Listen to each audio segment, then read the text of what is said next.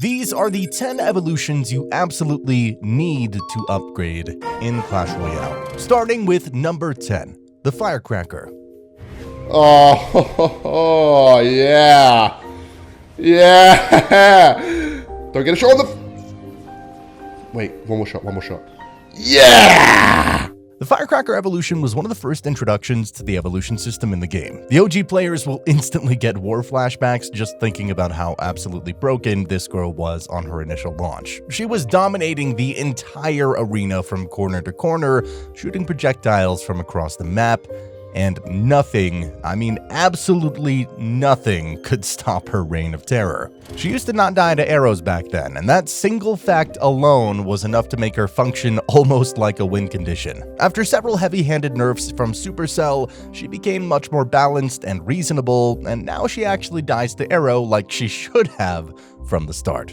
But even after multiple significant nerfs over the months, she still manages to dominate towers from across half the arena with her insane range. If you've ever faced her in a match, you know the absolute need to immediately wipe her off the map using your spells. The value she provides on both defense and offense is genuinely immense. She's not just a one-trick pony. She baits out crucial spells from your opponent, defends massive E-golem pushes with ease, and is absolutely sure to strike a nerve whenever she manages to connect to your tower repeatedly. Her versatility is incredible for just 3 elixir. However, on the trophy road climb, she stays somewhat limited to certain specific deck archetypes, and she gets wiped out by spells pretty swiftly once your opponent has them ready. So this baddie's gotta stay in the 10th position. Strong, but not quite top tier anymore. Number 9, Mega Knight. This absolute mid-ladder menace needs no introduction whatsoever. He defends golems, heroes, tanks, literally everything on the ground. He enters the arena with massive splash damage and knockback effects, and has very few obvious hard counters that shut him down completely. Evo Mega Knight demands a strong, well-planned defense from your opponent, forcing them to completely lock in and focus. Evo Mega Knight was probably the most unexpected and meme-worthy evolution on launch. People thought it was a joke from Null's Royale at first, and even after many months, he can still be found dominating all the way to top ladder. Play him in 2v2 matches with your friends and watch how this normally stressful competitive game turns into pure fun instantly. This evolution can genuinely help you push far ahead into the trophy road and climb arenas quickly, but please, I am begging you here, do not just mindlessly spam him at the bridge like every mid-ladder player does. Save him for devastating counter pushes and extract his very strong defensive value. Combine him with P.E.K.K.A. or Mini P.E.K.K.A. and he can basically counter everything that exists on the ground. Combine him with Electro Dragon and congratulations, you've now countered literally everything in the air as well. The only real problem holding us back is his high elixir cost of 7, and the fact that you need to be very careful and deliberate to truly master using him effectively. You need to practice extensively and understand exactly when not to play the Evo. Sometimes patience is key. It's a very fun card to use, pretty balanced in skilled hands unless you're the one playing against it. The big old jumping guy will comfortably sit at the 9th position. Number 8, Archers. This hot pink-haired duo stays with you from the very start of your Clash Royale journey, so you should already be able to see the immense value they provide if you've been paying attention. An extremely versatile card for just 3 elixir, and they're an excellent support troop even without the evolution upgrade. If you're a beginner reading this, please learn to truly value your archers. Split them at the back of your king tower, use them strategically to kite fast troops. The tactical possibilities are absolutely insane. And don't even get me started on the evolved version, because that's where things get truly wild. They absolutely shred down tanks with terrifying ease, defend large swarms just as effectively as the Firecracker does, and since they can be split behind your king tower, one spell is never enough to take both of them out simultaneously. You can effectively defend both lanes at the same time, tank for them using cheap cards like ice golems and knights. I could genuinely keep going on and on about their strengths. Just like the Firecracker, they bait out crucial spells consistently, making them extremely valuable on defense. On offense, if you somehow manage to get them close to the enemy tower, they deal devastating damage. In cheap cycle decks, you can quickly cycle back to the evolved version again and again, making them even more annoying and difficult to counter. They're probably one of the only cards in the entire game that counter the oppressive royal recruits very strongly and reliably. Archers will comfortably sit at the 8th position, and they might actually move up several spots with the upcoming updates and significant changes to the meta, especially with the recent addition of the new hero system. Archers are a big fan of the channel though, and if you want to be cool like them, make sure to subscribe to the channel for more freaky and interesting facts of Clash Royale. Number 7. Skeleton Barrel. A win condition becoming a genuinely top-tier evolution is extremely rare in Clash Royale. Skeleton Barrel used to be an extremely niche card, with almost no players actually using it in their decks. This harsh reality would change entirely and dramatically with the launch of its evolution. It slowly crept back into the meta consciousness, but people took their sweet time to fully understand and realize just how broken this evolution truly was. Supercell initially had no apparent reason to nerf this card since it wasn't dominating immediately, and once some creative decks started adapting to the double skeleton mechanic and extremely high death damage explosion, there was absolutely no turning back. Moving from just an offensive win condition that could easily be countered with 1 to 2 elixir, it completely transformed into a flying tank, wiping out minions effortlessly and forcing out extremely well-played spells or defensive buildings from opponents. If you don't defend against it properly and precisely, your opponent gets guaranteed tower damage, period. And defending it well will almost always mean accepting a negative elixir trade, which, adds up over time. The evolution brilliantly allowed it to be used as a strong defensive card too, not just purely as a win condition anymore. It completely reshaped the hyper-bait deck archetype and showed the entire community how genuinely annoying a flying 3 elixir card can really be when used correctly. The troll potential in 2v2 games is absolutely immense as well. Your opponents won't know what hit them. However, it will sooner or later inevitably be nerfed by Supercell once they realize how dominant it's become. And so this barrel has to stay at number 7 for now. Enjoy it while it lasts. Number 6. Executioner. The Executioner is another excellent early game evolution that way too many people underestimate and sleep on. If you're significantly underleveled compared to your opponents, this is probably one of the absolute best defensive cards you can probably have in your deck. The extra damage output and knockback effect at close range combined, it's more than enough to completely get rid of threatening troops like mini P.E.K.K.A.s, Valkyries, and the dreaded elite barbarians. The splash damage helps deal effectively with massive crowds and swarms, and the counterpush potential after a successful defense is absolutely massive. No skilled player can afford to simply ignore a regular Executioner walking down the lane, and the evolved one will definitely force your opponent to make a defensive move or lose their tower. Combine him strategically with Tornado or Vines, and almost no troop in the game can reach the chopper before getting shredded.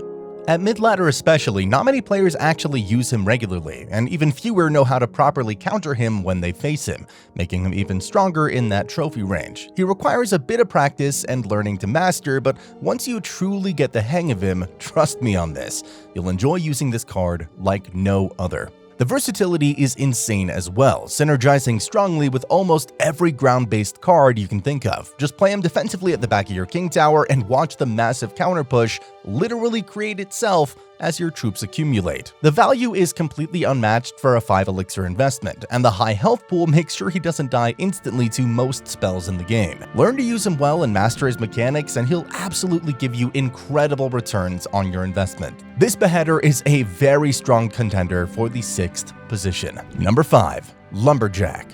This rage-filled woodchopper has been a huge and iconic part of Clash Royale since its early days, consistently shaping the meta with legendary deck archetypes like Lumberloon and Golem Beatdown. His incredibly high DPS output and the rage spell he drops on death, all for just 4 elixir, tell me about a better deal in this entire game. The launch of his evolution was very successful initially, but he eventually got nerfed because he was fairly broken and oppressive. Players gradually learned to counter him more quickly and effectively, and at the very top ladder, some people seem to have stopped playing him as frequently. But here's the thing. Everyone seems to have completely forgotten what an absolute menace the Rage Ghost is after the Lumberjack dies. He's an absolute unit at defending tanks, and even after the Lumberjack himself has fallen, he demands a proper defense, or you can say goodbye to your tower completely. In the early days especially, everyone severely underestimates the EVA Lumberjack's threat level, and a sneaky opposite lane Lumberjack can easily steal your tower before your opponent even realizes what's happening. The potential for absolutely massive counterpush pushes, split lane pressure rushes, and very strong defensive capabilities, it's straight up unmatched for the cost. The slightly cheaper elixir cost compared to the Executioner, combined with the fast running speed and even his regular defensive potential against threats like Hog Riders, puts him at a very strong and well-deserved 5th position. Number 4. Giant Snowball. The regular Snowball knocks away cards, dealing decent damage, and significantly slowing them down as well. Already a solid spell, but if you manage to unlock the evolution version, you get alternate cycles that completely change your gameplay. Either knock the cards far away from your troops, or collect them all into one concentrated spot for absolutely insane spell value. The tactical possibilities really widen up dramatically after unlocking this evolution. Additionally, being a spell makes it extremely hard for opponents to counter or play around effectively. They can place their troops a bit far away initially, but when they eventually cross the bridge toward your tower, it's the exact same story all over again. Line them up for that perfect geometry or help your X-Bow and Mortar connect to towers much more effectively and consistently. The opponent can almost never do anything meaningful about it unless they're locked in and predicting your every move. The card in general is very fun to play and experiment with, and it's very cheap at just 2 elixir, hence finding its comfortable spot once again in much cheaper cycle decks. If you and your friend both have it equipped in 2v2 matches, breaking through your defense will be utterly impossible for opponents. The synergy value with other cards is absolutely insane, and it can get literally anything threatening off your tower, all for just 2 elixir. The Giant Snowball is a very strong contender for the 4th position on our list. Number 3. Baby Dragon. The Baby Dragon is another classic early game card that everyone experiences and falls in love with early on in their Clash Royale journey. Play it as a support card behind your pushes, and it will consistently give value. Use it smartly to clear annoying cards like Dark Goblins and Princess from a safe distance. It's always been an extremely versatile card throughout Clash Royale's entire history. The evolution is nothing short of maintaining that same excellence. Speed up your troops dramatically across the arena and watch your battle rams and balloons absolutely demolish enemy towers like they're made of paper. On defense, it can now easily counter dangerous threats like mini P.E.K.K.A.s and Lumberjacks that would normally pose serious problems. It buffs literally every deck archetype you can imagine, and it easily finds its natural place anywhere you want to slot it in. Combining it with Rage Spell is way too overpowered, but it does take up additional precious card slots in your deck. The beautiful thing is, it doesn't even require extreme practice or high skill to use effectively. Just place it down anywhere strategically, and it will surely deliver consistent value. It might seem weak when you don't fully understand its mechanics initially, but trust my word here. Once you actually see the massive difference this card makes in the arena, you're gonna get addicted to using it instantly. It allows a huge variety of different playstyles, promoting every kind of deck you can possibly think of, ranging from quick cycle to bridge spam to heavy beatdown. All of this incredible versatility for just a 4 elixir card, which flies and completely escapes ground threats like Mega Knight. An easy and well-deserved 3rd place evolution, comfortably far away from any serious nerfs. Number 2. Cannon. The cannon remains another extremely powerful evolution which is slowly getting sidelined and forgotten, just because players are gradually getting used to defending against it. But make no mistake, it still remains an extremely strong evolution, dropping devastating missiles across half the entire arena. The cannon itself shoots the main tank at the front, while the missiles simultaneously clear out the support troops at the back. Say goodbye forever to those annoying Evo Firecrackers and Dark Goblins hiding behind tanks. The knockback effect gives it more than enough time to effectively defend against threatening cards like Hog Riders and Elite Barbarians, especially with some decent support backing it up. The incredibly cheap cost of just 3 elixir ensures that you get to play it over and over rapidly, quickly cycling back to your evolved version again and again. Having a building in your deck always helps tremendously in any matchup, and having the Evo Cannon specifically is almost always a positive elixir trade situation. It can strip the shields off royal recruits instantly, and it's pretty much a card with virtually no significant weaknesses, helping defend against literally every card in the entire game effectively. A very well-deserved and hard-earned 2nd position in this list. Number 1. Valkyrie. And here we are at number 1. The Valkyrie by herself is already very tanky and reliable, dealing very effectively with way too many different cards in the game. But the evolution version helps her completely decimate entire pushes, almost single-handedly. She can now single-handedly counter Hog Riders, Golems, Goblin Giants, you literally name it, she counters it. A mini tornado effect every time she swings her axe. What more could you possibly need or want? Pull giant skeletons away from your tower before they can drop their bombs, suck those annoying dart goblins and firecrackers closer to the Valkyrie spinning range.